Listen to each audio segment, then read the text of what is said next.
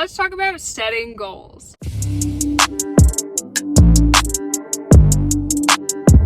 Welcome back, you guys. This is Alex here, and I'm actually in my car because I just got back from Ralph's, which is our local supermarket, and now I'm just chilling in my car for a hot sec. So recently I've been noticing there's so many changes going on in my schedule and in my goals because COVID. Things are just crazy right now. Traffic patterns are changing now that people are going back to work, which affects the times that I have to wake up and go to bed, affects the times that I eat, surprisingly. It also just affects the time that I can clean my bedroom office gym or I need to get some errands done. And there's so many different things, and it's just part of adulting in general and life. So I created a list of 5 things that I personally use to help me schedule and create my goals and achieve my goals. So hopefully that helps you guys. Don't forget to like and subscribe, and with that being said, let's get into it. Goal number 1, know your goals. Where do you see yourself in, say, 1 month from now? Or where do you see yourself in 6 months? Where do you see yourself in a year, 3 years, etc.? So for example, this past January 2020, I told myself, and I told you guys on Instagram, that I'm gonna read 3 books this year. And now some of you are probably saying, oh, that's not a big deal, but for someone who hardly reads for pleasure, it was definitely a challenging goal of mine. I had to think about, I think it's realistic because I'm essentially giving myself 4 months per book. So it was the first 4 months I read a book and I was like, okay, cool, accomplished that. And then it was like halfway through the summer and I realized I haven't read my second book. So I started reading my book, I finished my book over the summer, and now it is the last 2 months of the year and I still haven't picked up a third book. So I'm realizing, not in exactly the same timeline as 4 months per book. I told you guys I was gonna do it and it's still on my list of things to do. So going back to step 1, knowing your goals, think about like 3 things that you really wanna do. Step 2, plan it out. So get those agendas, get those planners, get those printed out calendar sheets, and physically write down your goals. Now, this makes such a difference than if you were to type it up, because on your phone, you're so used to like exiting out of notifications and you're so accustomed to pressing snooze all the time or press cancel and just ignore it. But when you physically write it out, it's there. And the best part is that feeling of checking off that task. It's such an accomplishment, even if it's a tiny little task. Another thing to plan it out, tell someone about your goals, make it real, put it out there, and then that person can kind of hold you accountable, but also it's just your way of making it real other than just putting it on paper. So every day, make a checklist of 3 things. I always say 3 because it's just easy to think about 3 things that you really want to do. So for example, every single day I want to drink a gallon of water, I want to stretch for at least 15 minutes, and read chapters 3 and 4 of a book. Physically see it and physically hear yourself say it. So this goes into number 3, and I'm sorry, the leaf blower is now on, so you're gonna hear that in the background. So number 3, tracking your goals and tracking your progress. So say, for example, you wanna lose 5 pounds in 8 weeks. So that's about 5 pounds for 2 months. So that's your way of gauging on a weekly basis. In this case, 2 months was kind of like a long-term goal. You took those stepping stones of your daily steps of eating right, sleeping right, whatever it is. Then on a weekly basis, then you realize it's working or it's not working if you are gaining or losing weight in that time period. And then by the end of 2 months, you'll see the results.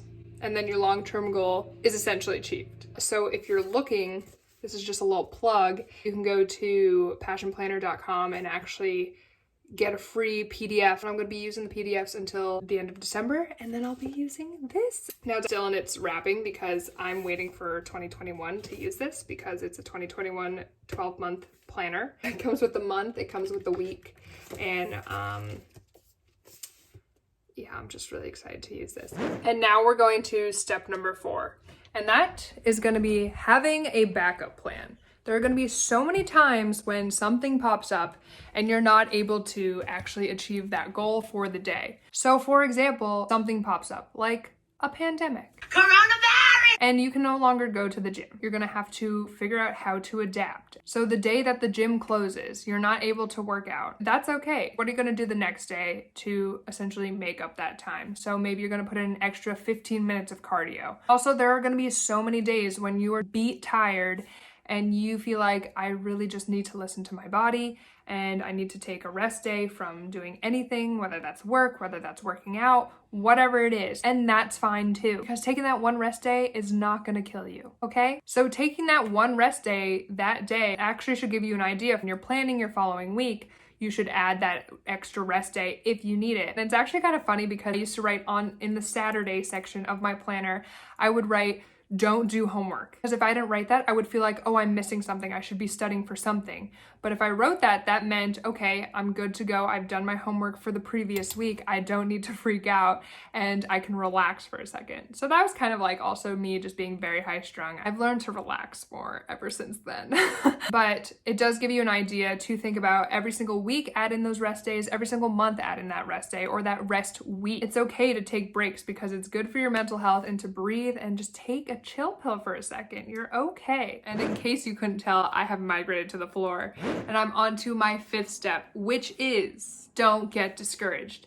I know you hear that all the time, but your goals require proper planning and also it's going to take some time. You're not going to have immediate results within a day, within 2 days. Honestly, my rule of thumb, and I think for a lot of people, growing up, I was taught give it 6 months. Whether that's a new job, whether that's part of your weight loss journey, whether that's a new relationship, you know, try it out. Try it out for 6 months and see how it goes. But of course, continue to try it if you think it's working for you, or if you know for sure that this is just not it, then sometimes, you know, you're gonna have to adjust your plan and make a new one. But whatever it is, you're not gonna have immediate results. So think about that daily checklist and take it day by day and look at all those checked boxes every single day as mini achievements. And say you have a bad day, say you lost track of your goals for one day, and now you're getting down on yourself and you're like, darn, now I gotta start over on Monday, or now I gotta start over next month. Don't do that. I have said that so many times. Don't think about, oh, I need to start on a Monday. I need to start on the 1st of a month. Whoever created that is just a procrastinator, because you can have one off day, but the next day think about, okay, how am I gonna hop back on track? How am I going to hop back on track? And if you think about it, if I keep restarting every single new Monday or every single new month, 2 to 3 weeks down the line, you're gonna look back and be like, wow, I'm still in the same spot where I was when I first started. And that's probably not where you wanted to go, since you have these goals set up that you want to accomplish. So if you're gonna take away anything from this video, think about starting over the next day if you make a mistake. Don't waste your time and procrastinate and hold off until another week or until another month. Get that pen out, write it down on paper, tell it to a friend, and get going. So I hope those 5 tips were at least somewhat helpful for you. If you like this video, please like and subscribe.